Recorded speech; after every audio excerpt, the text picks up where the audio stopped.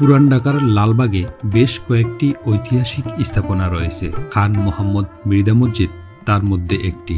ধারণা করা হয়ে থাকে কাজী খান মোহাম্মদ এবাদুল্লাহর নির্দেশে 1704 থেকে 1705 খ্রিস্টাব্দে মোহাম্মদ মৃধা এই মসজিদটি নির্মাণ করেন।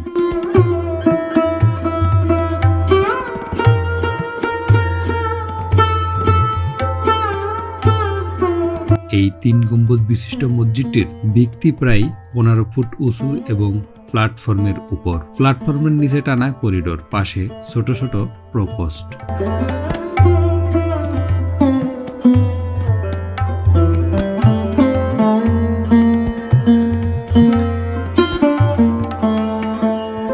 প্রিয় দর্শক, ট্রাভেলার্স ভাইয়ের আজকের ভ্রমণ পর্বে থাকবে এই খান মোহাম্মদ মৃধা মসজিদ নিয়ে বিস্তারিত।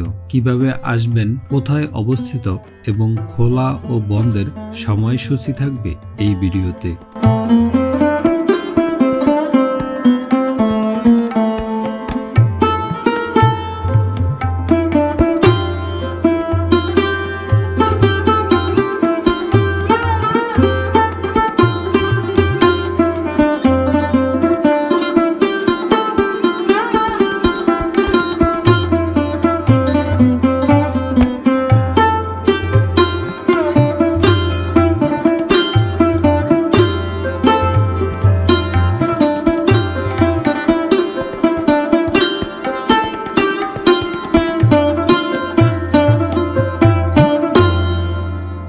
আসসালামু আলাইকুম প্রিয় দর্শক, স্বাগতম ট্রাভেলার্স ভাইয়ের আরও একটি নতুন ভ্রমণ ভিডিওতে।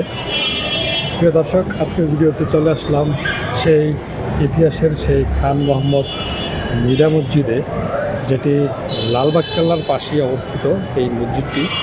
তো আকাশে প্রচুর রোদ আর এখন বাজে 2টা। এই মুহূর্তে আমি আছি মৃধা মসজিদে।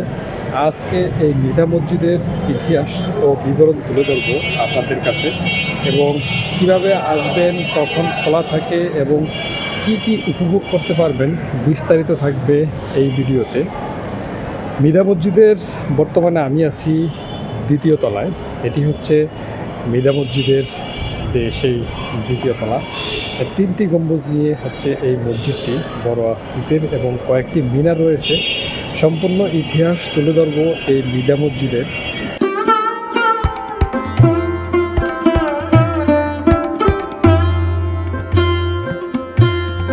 প্রাচীর দিয়ে ঘেরা এই মসজিদ কম্পাউন্ডে মূল ফটক দিয়ে প্রবেশ করলে হাতের বাম দিকে রয়েছে মূল মসজিদ কাঠামো, ডান দিকে বিস্তৃত বাগান এবং এই বাগানের উত্তর পূর্ব কোণে একটি পরিত্যক্ত কুয়া রয়েছে। এক সময় সেই কুয়ার পানি দিয়ে মুসল্লিদের ওযু এবং অন্যান্য ব্যবহার্য পানি সরবরাহ করা হতো।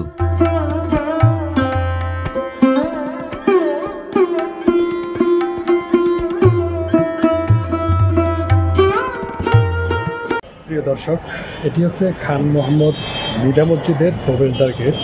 আর এই প্রবেশদ্বার গেট দিয়ে প্রবেশ করলেই আপনারা আমার পিছনে যেই 3 গম্বুজ বিশিষ্ট যে মৃধা মসজিদটি, খান মোহাম্মদ মৃধা মসজিদটি, এটি হচ্ছে খান মোহাম্মদ মৃধা মসজিদ।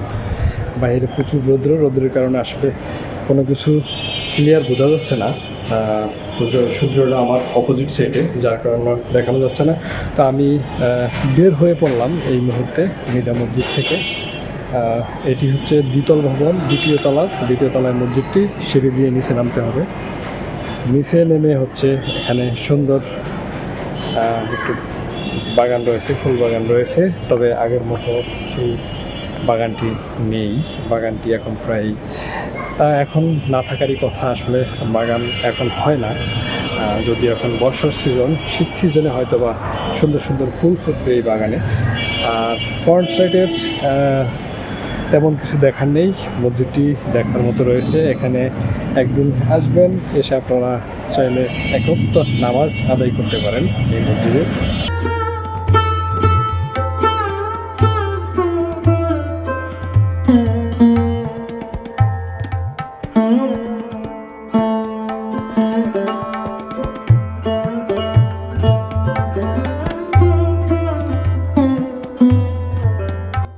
মূল মসজিদের কাঠামো 3 গম্বুজ বিশিষ্ট এবং এর চারদিকে ছোট ছোট প্রায় 20-25টি মিনারের মতো কাঠামো রয়েছে। মসজিদটি বর্তমানে প্রত্নতান্ত্রিক অধিদপ্তরের অধীনে থাকলেও নামাজের জন্য তা স্থানীয়দের রক্ষণাবেক্ষণে রয়েছে।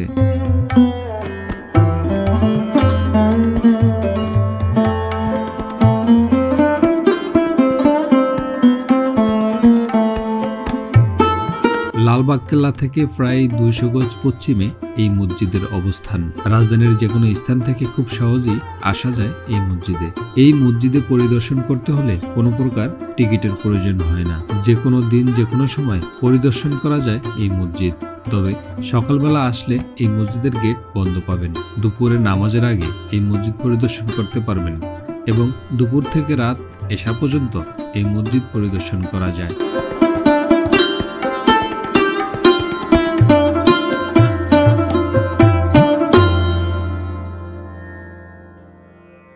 প্রিয় দর্শক, এই মুহূর্তে আমি রয়েছি মৃদা মসজিদের দ্বিতীয় তলায়।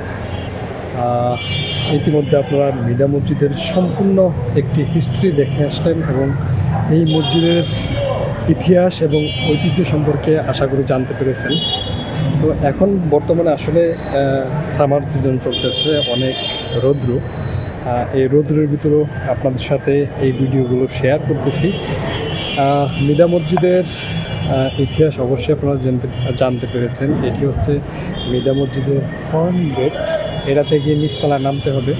দোতলা উঠেই ছাদে হচ্ছে ছোট্ট একটি প্রায় 20 থেকে 20 জন মুসল্লি হয়তো বা নামাজ আদায় করতে পারবে একসাথে। ঠিক সেরকম ছোট্ট একটি মসজিদ। আউটলুকটা আপনারা দেখতেই পেয়েছেন ইতিমধ্যে। এটি হচ্ছে আউটলুক। এই মসজিদের 3টি বড় বড় গম্বুজ রয়েছে, তবে মাঝারো আকারের 2টি এবং বড় আকারের 1টি, যেটা মাঝখানে অবস্থান। এছাড়া প্রায় কয়েকটি মিনার রয়েছে, ছোট বড় মিলিয়ে অনেকগুলো মিনার রয়েছে। তো এ ছিল আজকের ভিডিও। আশা করি আপনাদের কাছে ভালো লেগেছে। অবশ্যই আসবেন।